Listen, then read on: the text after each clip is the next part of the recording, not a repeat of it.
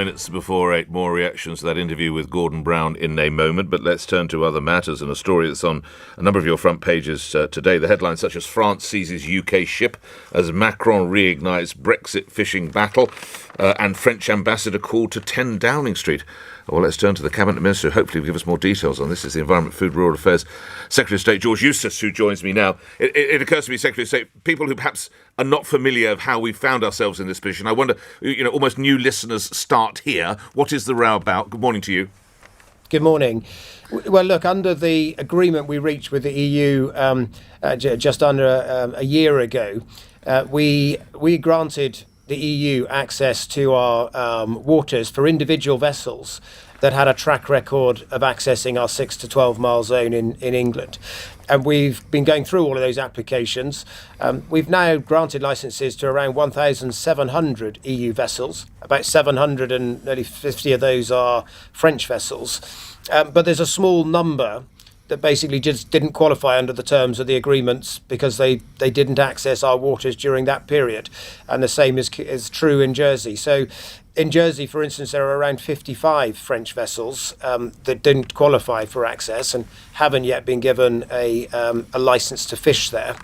And that's what the French are upset about. But I think the reality is these small number of vessels, it's only about 2% of the total applicants, just didn't qualify, and that's the reality.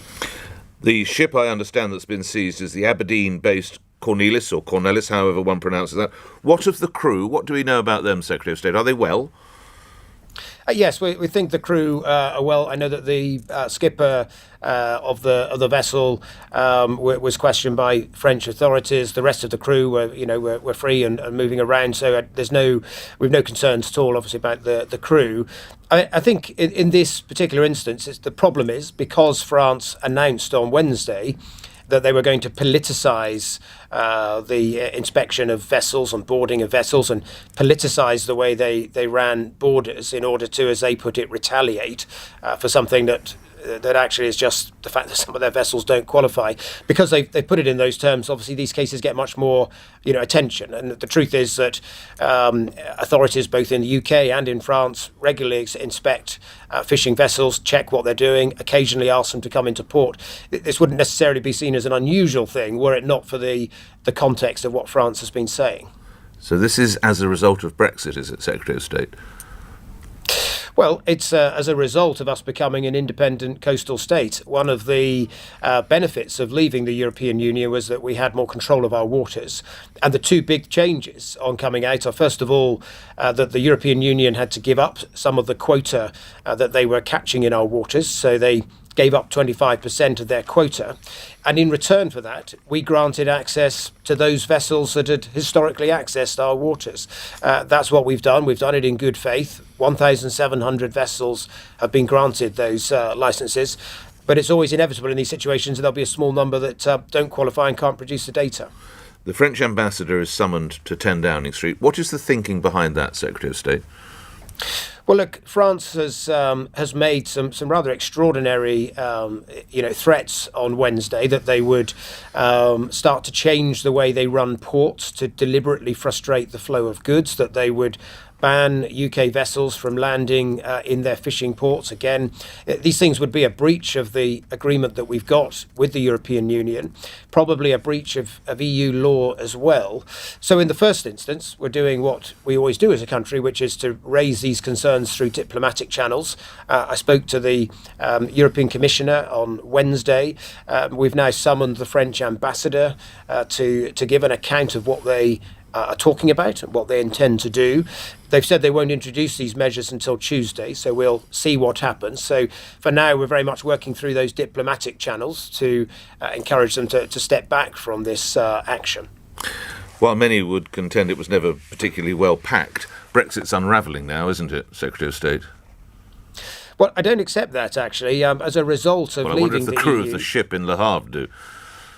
Well, look, as a result of leaving the European Union, we've had a 25% uplift in the quota available to our fishermen. The truth is that the sharing arrangements of quota were never fair. We always granted lots of access to EU vessels, but didn't get a fair share of the fish that were in our own waters. The agreement started to address that, and it was more limited in terms of the access it granted EU vessels. Now, obviously, some of those EU vessels, they were used to having completely free access to our waters and a very generous quota allocation in our waters given to them by the EU. But, things have changed, and that's why we're seeing some of these tensions. Now, you probably weren't aware of this because it's breaking as we speak, or you may be aware. It's being reported that the skipper of this ship has been asked to attend court in Le Havre in August 2022, August of next year. If you're just hearing that, Secretary of State, what do you take from that? This might be some kind of breakthrough if the ship can now be freed, I imagine. Yes, well, I think the right thing is that ship can return. We've been trying to get to the bottom of what happened since initially this ship was on the list of vessels that were entitled to access the EU. We think at some point it dropped off the list, and we've been trying to work out what happened administratively and why that happened. We think it might have changed the engine size or the engine that it had on its vessel. But I think this can be resolved between the authorities. We don't think this vessel's really done anything wrong. All right. Does it strike you, lastly on this rather ironic, the French seem perfectly able to seize these scallop fishing vessels, but unable to stop a fleet of rubber dinghies crossing the Channel? Secretary of State.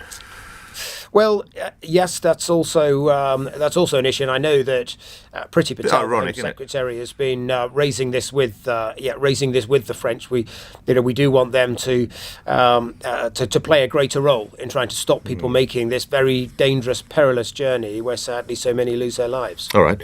To other matters, the world descends on Glasgow over the weekend. You are, of course, reminding the listeners, your Environment Secretary. What are you hoping from COP, Secretary of State? Well, we're hoping to get more countries to commit to net zero by the middle of this century. Already, many countries have followed our lead on this. We were the first to say in legislation that we would do that. We're also hoping to get commitments to phase out fossil fuels like coal, commitments to accelerate electrification of vehicles over the next 20 years or so, and crucially in my area, some commitments on forests so that we can prevent the loss of forests in places like the Amazon, the Congo Basin, and also right around the world, and to try to mobilise the finance to support that ambition. How will we know? How will my listeners know if COP has been successful? Well, I'm sure that the world's media will be watching intently what happens at COP. What would satisfy you, though, as the United Kingdom Environment Secretary? Well, for me, if we could get a significant breakthrough, a commitment around forests, both commitment from many countries to sort of halt the loss of forests, and then the wealthier countries to commit the finance to ensure we can do that, then that would be a big breakthrough, more than anyone's achieved before. We're in those final few days building up to a conference. We don't know whether we will get there. As the Prime Minister said, there's always that nervous moment. It's touch and go. It could go either way. But we will be certainly working very hard over the next weeks to make sure we can land a result. Well, enjoy it. Lastly, I note sadly that much of Glasgow is plagued with uncollected litter and even oversized rats. What sort of advert is that for UK PLC?